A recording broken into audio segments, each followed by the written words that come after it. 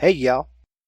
In the last video of this series, we learned how to use guides to help us get the vectors drawn out for making a shelf corbel for a project which will be this yarn shelf for my wife's weaving studio.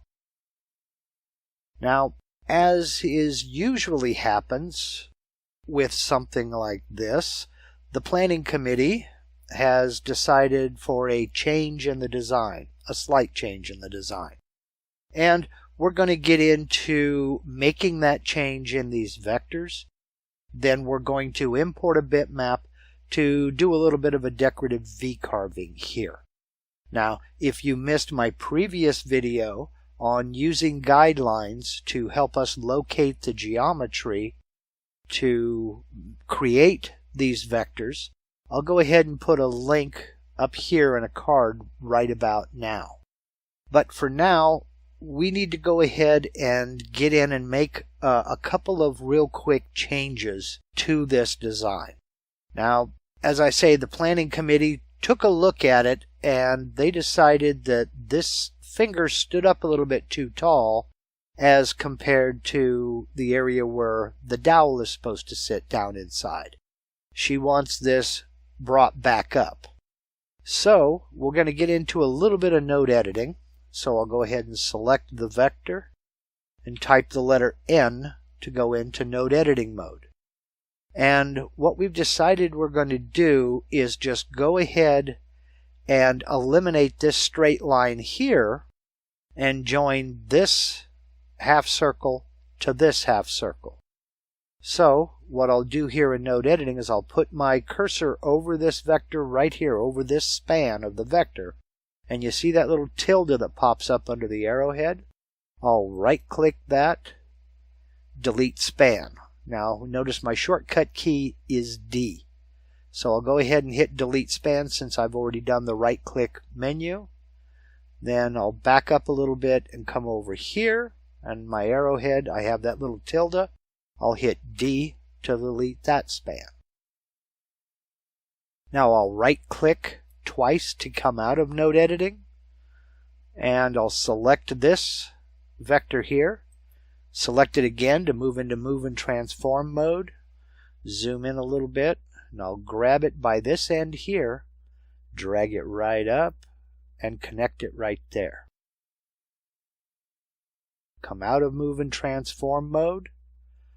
Now I'll go back over here to draw line polyline. I'll start right here, click, drag a line down to this half circle here, click, spacebar to end that line, close it, and that's more what she was after. Now I'll need to check to make sure that I have a closed vector. So I'll select this out here, and I see that I don't. So I'll hold down Shift, select both of those vectors as well, and now, yes, I have 3 open vectors. I'll join them, so I now have 1 closed vector, and there we have it. Now we're all set there. Okay, with that little design change made, we'll go ahead and import a bitmap to trace right over in this area here somewhere. So we'll come over here to File, Import Bitmap, and I'll navigate over to the folder where I'm saving, and here is my image, and that's the image that I want to trace to carve in to the side of the corbel over here. So it's already selected. I'll click it again, kind of move it over here out of the way so it's not sitting on top of any of those vectors.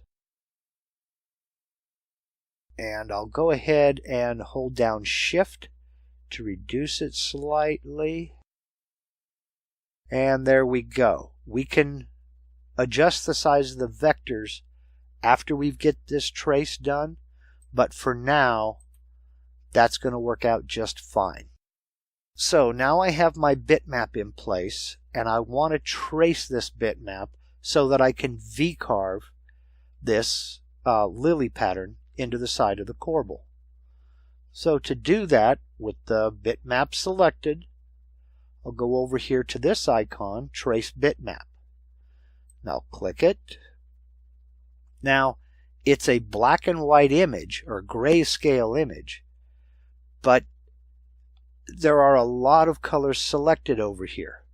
So what I'm going to do is I'm going to, first of all, select black and white, and that'll eliminate a lot of the unnecessary color, shades of gray that are needed. I'm going to go ahead and just leave everything as it sits right now and just preview it and see what we get. Now let me zoom in here and see. We have a few little artifacts here. That's just a little bit of noise. So let me go ahead and increase my noise filter a little bit. Let's bring it up to 5 pixels. We'll click preview and see, does that eliminate? Yeah, that eliminated a lot of that noise. Now, when it comes to tracing bitmaps, you can go absolutely nuts trying to get in and get every little detail.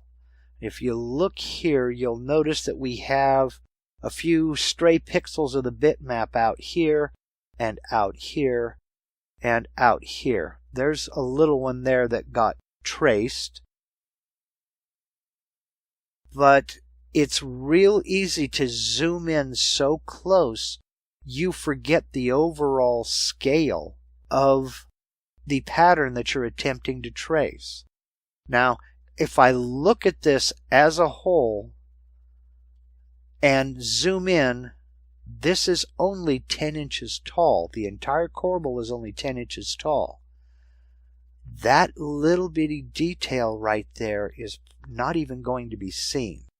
So instead of trying to come in here and trying to stretch these vectors up to incorporate that, I'm not even going to bother with it. It's not even something that's going to be seen or noticed. This is not the kind of a detail that'll make or break a pattern. Now, if it was somebody's eyeball, yeah, that makes a difference. But a little teeny pattern like that, you can drive yourself crazy trying to get each and every pixel of a bitmap traced. I'm not even going to worry about this. And in fact, I'll come by and eliminate this vector right here, this little one, because it doesn't add to the overall design. So what I'm getting at is, don't stress yourself out trying to come along and modify vectors to get each and every little pixel if it doesn't really change the pattern that you're trying to trace. A lot of people have a lot of problems doing that, but remember, take a step back, look at the overall design and see, does that little detail really matter? Because more times than not, that detail doesn't matter. So, I do like that tracing. That came out fairly well. We'll go ahead and click Apply. Then I'll close my bitmap trace. Then I'm going to immediately come up here into the Layer Manager, and I'm going to click on this little light bulb to turn off the bitmap. Click off down here. Now I'm going to come back in and I'm going to find that little detail element right there, and I'm going to select it. Okay. I had a checkbox marked that I didn't pay attention to. And what happened was, when it got finished with the bitmap trace, it grouped all of those vectors. If you go over here into the bitmap trace window, there's a check mark there for group vectors that I didn't pay attention to. So, what I'll do is I'll select all of these vectors, right click, ungroup objects back onto original object layers.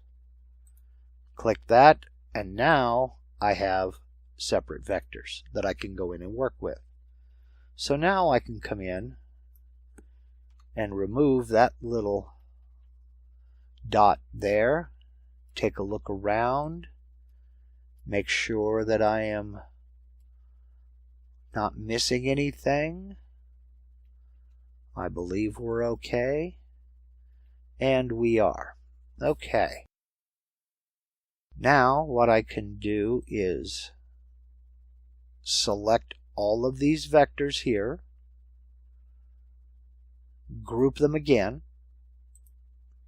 and now I want to get its size and location set. Now, just me personally, I think it's sitting a little low, so I'm going to bring it up slightly, but not much, because there will be a shelf sitting on top of here, overhanging it by about 2.5 inches. I'll go ahead and hold down the Shift key and click on this little box here and increase the size a little bit. And using my cursor keys, kind of nudge it off to the right. That was one bump. I think maybe I moved it up too tall, so I'll bump it down. And we'll call that a good location. So, I've now created my Corbel vector. I've done my bitmap trace. Now it's time to duplicate this entire design and get it ready to start calculating toolpaths. So what I'll do is I'll select them both, click again to go into move and transform mode, and I'm going to drag it straight across over here, a little bit closer to the edge of my material. Yeah, that's about enough right there. So I can still get some mounting screws over here in these corners to mount my piece of material.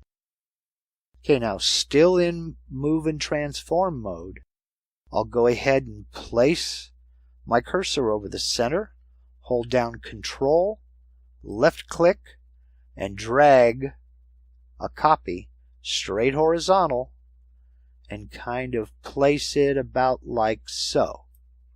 Just so I can get mounting screws here, here, here, and here.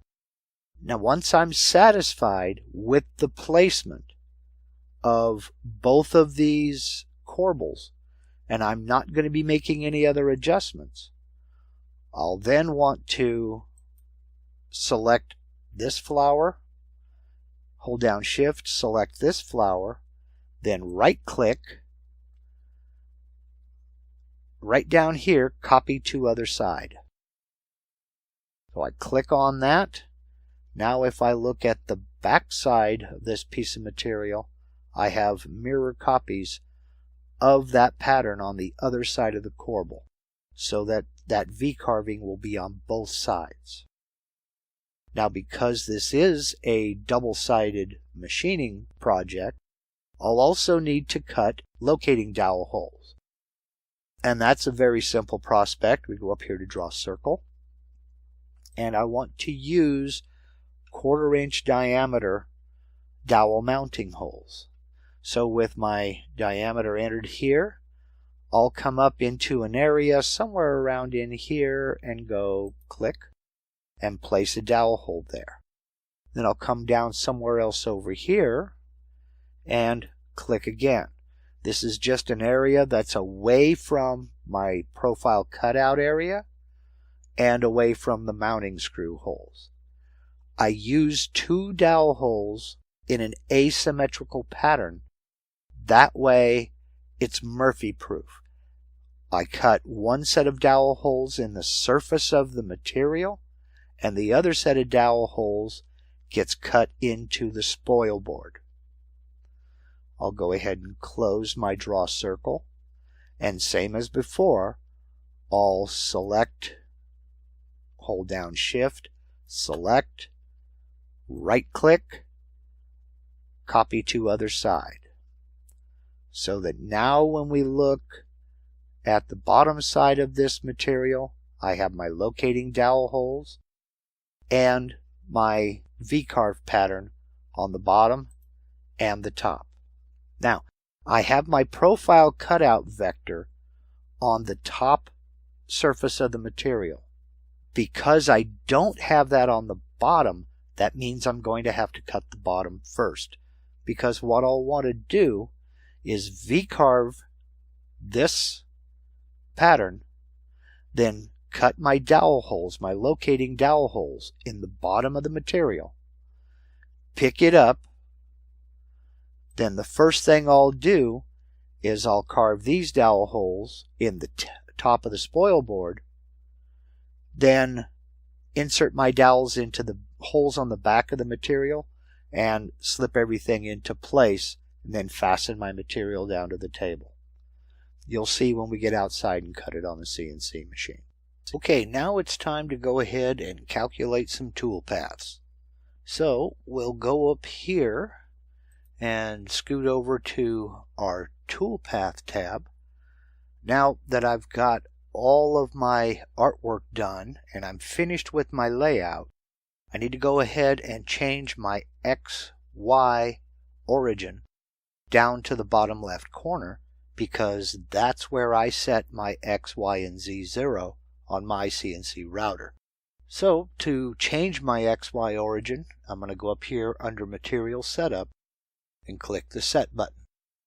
Then down here under XY Datum, I'm going to change over to the bottom left corner.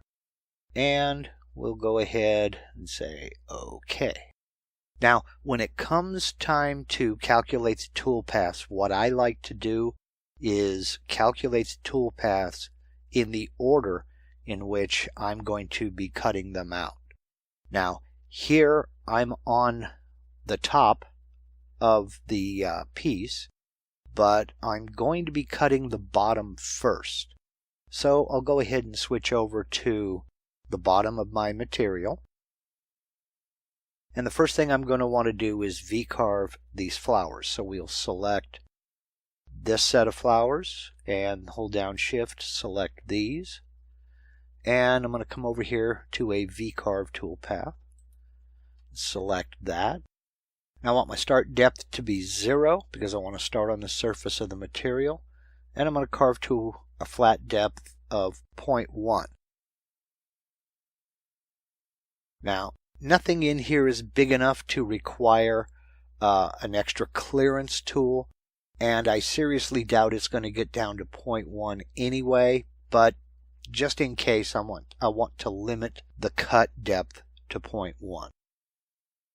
So I am going to use a 60-degree V-bit, and I'm going to leave everything else the way it is, and we'll call this VCarve Flowers. And we'll calculate that toolpath. Now, my wife wants this whole project painted white, so I've selected a solid color with a solid material color of white. And she wants to use a blue epoxy fill to highlight these flowers. So I'm going to change my toolpath color to a dark blue. And we'll go ahead and preview that toolpath. And there we go. Looks good. Now let me close my preview window and I'll jump back over into my 2D view. Now the next thing I want to do is select both of my dowel holes here. And I want to pocket these out. So we'll go ahead and select a pocket toolpath. I want to start depth of 0. Again, I want to start on the material surface, and I want to cut them a 1/2 inch deep. I am using a 1/4 inch upcut end mill, and I'm going to use an offset strategy, ramping in the plunge move. And we will call this dowel holes. Calculate the toolpath, and I'll go ahead and preview. And there they are. Now, when this side is finished carving, I will take the mounting screws out, move my material out of the way, then we'll pocket these holes into the top of the spoil board. So let's go ahead and switch over to the top and we'll get that calculated. So we'll switch over to the top. We'll go back into my 2D view and I'll select this dowel hole, and again I'll go back to a pocket toolpath. All of these settings are the same as they were for the last dowel holes I did. And my cut depth is a 1/2 inch. Everything else is just fine. And I will name this dowel holes mill in spoil board. And we'll calculate that toolpath. Now, I'll go ahead and preview it, but I won't actually be cutting this into the material. So we'll go ahead and preview this, and it looks like a hole. I'll go ahead and undo that simply because it won't actually be, again, drilled into this material. Now we'll come back over to our 2D view, and I'll select my flowers on this side, hold down Shift, select these, and we'll do another VCarve toolpath.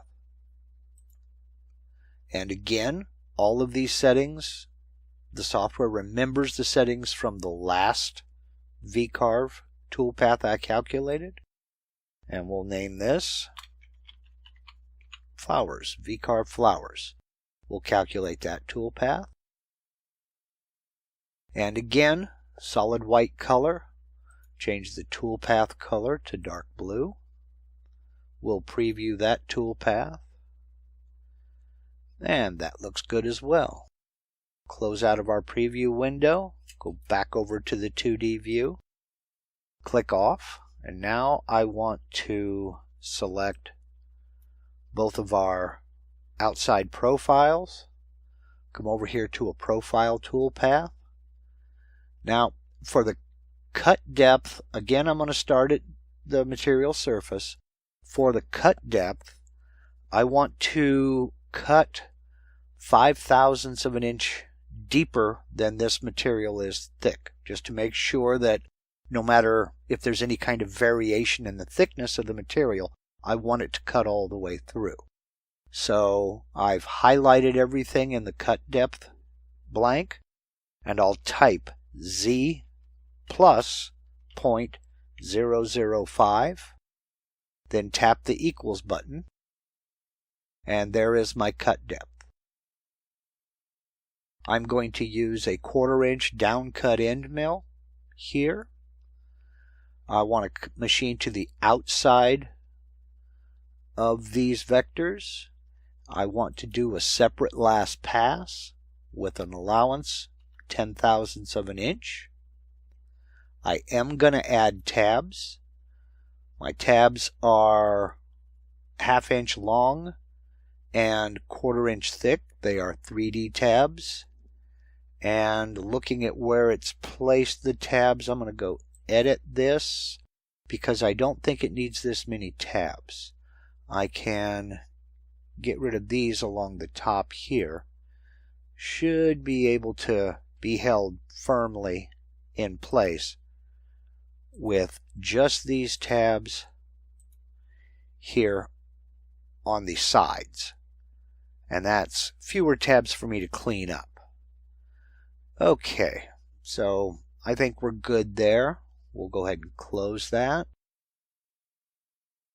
I am going to ramp in my plunge moves, a smooth ramp over a distance of 2 inches. And make sure I have sharp external corners selected. Then we'll come down here and we'll rename this profile cutout. Calculate. It's giving me the warning that it's going to cut through the material. That's okay, I want it to. And there is our toolpath calculated. We'll preview that toolpath.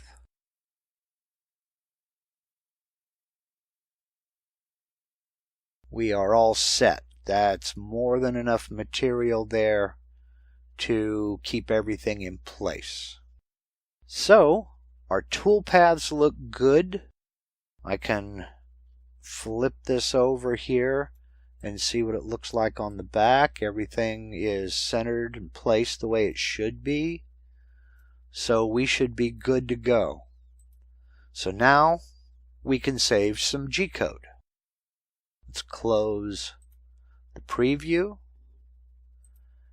And I'm going to start with the toolpaths on the bottom of the project. Now I'll come up here and select this icon, Save Toolpath. Now, a minute ago I said I needed to calculate these and save them in the order in which I'm going to go ahead and cut them, and I made a mistake. What I should do is I should drill my dowel holes first, because that's the bit that I'm going to use to set my X and Y 0. So if I already have that bit in the collet, I might as well use it. So I'll go ahead and move VCarve flowers down, and we'll calculate the dowel holes toolpath first. So I've got it selected. It's listed up here using a 1/4 inch bit, and I'll click on Save Toolpaths and navigate to the folder where I'm going to save this G-code. Now, this is a simulation. I'm saving it to my computer. I have already saved G-code for this project.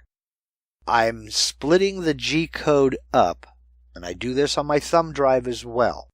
The bottom toolpaths, in this case, I'm cutting the bottom of my material first. I have a folder named bottom, and it's numbered number 1. Then I have a folder numbered number 2, which is the top. That's a note to myself to cut this side of the material first, this side of the material second. So I'll go into the appropriate folder, and for these dowel holes I want to use my 1/4 inch upcut spiral end mill. This is also the first toolpath on this side I'm going to run, so I'll name it 1.25 inch upcut end mill dowel holes, and I'll save that G-code. Now I can uncheck the dowel holes, and I'll do my bit change, put in my 60° V bit. I'll save this toolpath, and we'll call it 2 60° V bit VCarve flowers. Save. Now on my thumb drive, in my bottom folder, I have both of the G-code for both of these toolpaths.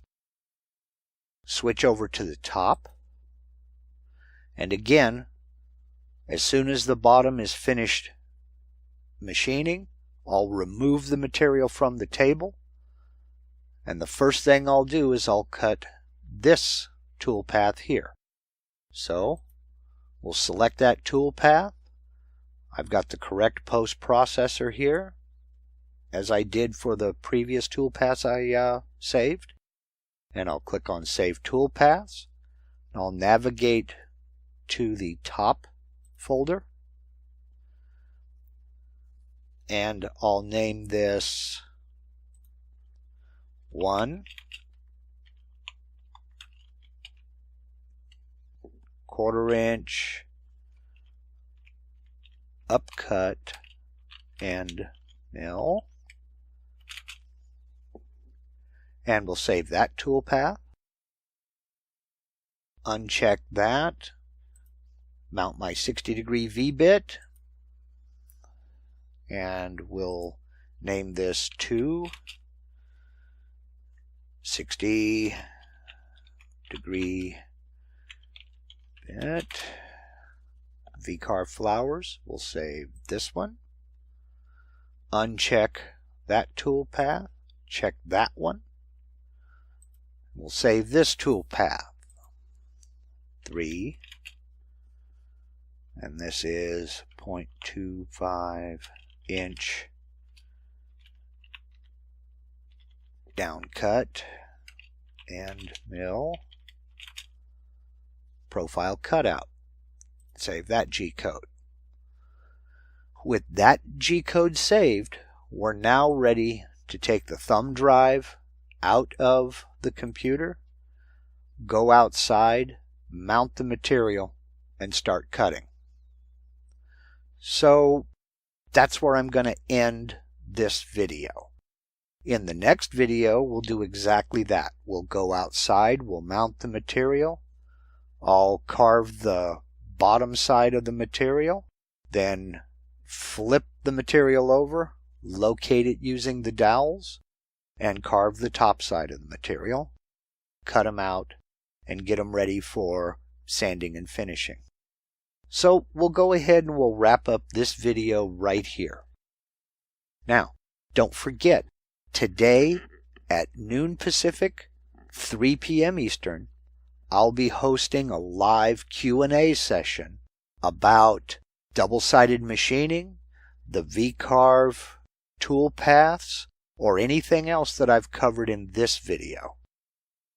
That'll be live Q&A this afternoon at noon Pacific, 3 p.m. Eastern, right here on my YouTube channel. And that's a great excuse to go ahead and subscribe right now, and then click that little bell button right next to the red subscribe button. And then you'll get a notification every time I post a video or any time that I go live. So, I hope to see you this afternoon. I hope you got something out of this video. If you did, please give me a thumbs up. I really would appreciate it.